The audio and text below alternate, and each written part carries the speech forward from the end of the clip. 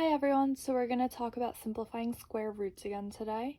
So, one thing to keep in mind, so our perfect squares up to 100 are 1, 4, 9, 16, 25, 36, 49, 64, 81, and 100. So we are looking for the biggest square root that goes into the number, or the biggest perfect square that goes into the number. So, a way to do this is we look at the number 50. So we can look at our number line. So 50 would be right here between 49 and 64. So if you have your calculator, you can start dividing every number, every perfect square lower than 50. So 50 divided by 49 doesn't work, so cross that off. 50 divided by 36, nope. 50 divided by 25, yes, it's 2. So it's 25 times 2. And now the square root of 25 is 5 times the square root of 2.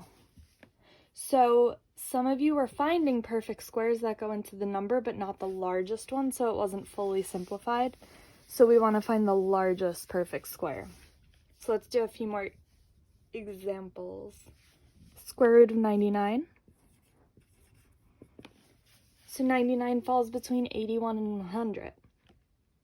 Can't divide it by 81, 64, 49, 36, 25, 16, but we can divide it by 9. So we get the square root of 9 times the square root of 11. So the square root of 9 is 3. So we get 3 times the square root of 11. Now, we have 2 times the square root of 16. Well, 16 is a perfect square. It's 4. So that means 4 just comes outside and gets multiplied. So we have 2 times 4, which is 8.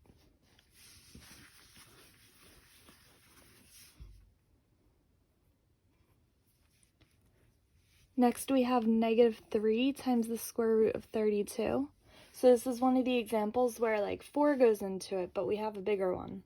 So 32 falls between 25 and 36. So we're going to start by dividing it by 25.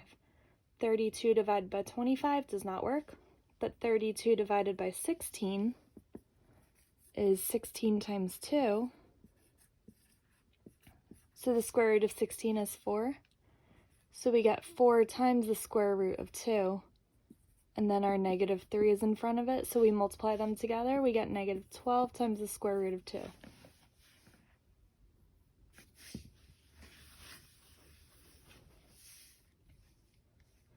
We have 5 times the square root of 128.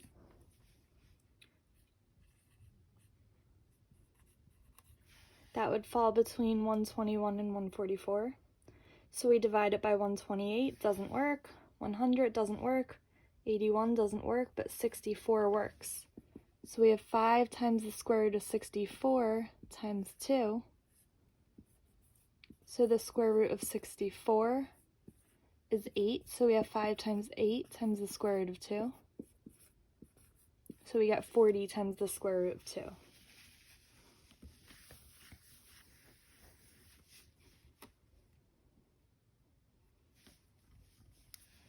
We have negative square root of 48. 48 falls between 36 and 49. So we're going to divide it by 36.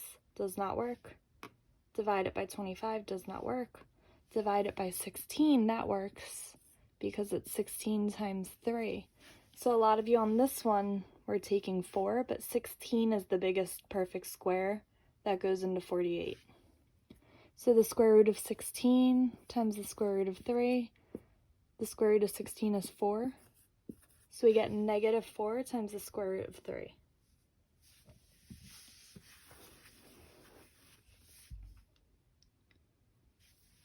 Next, we have 2 times the square root of negative 16. This is either no solution or undefined because we can't take the square root of a negative number. Again, that's when imaginary numbers would come into play. And one more, we have 2 times the square root of 72. So 72 falls between 64 and 81.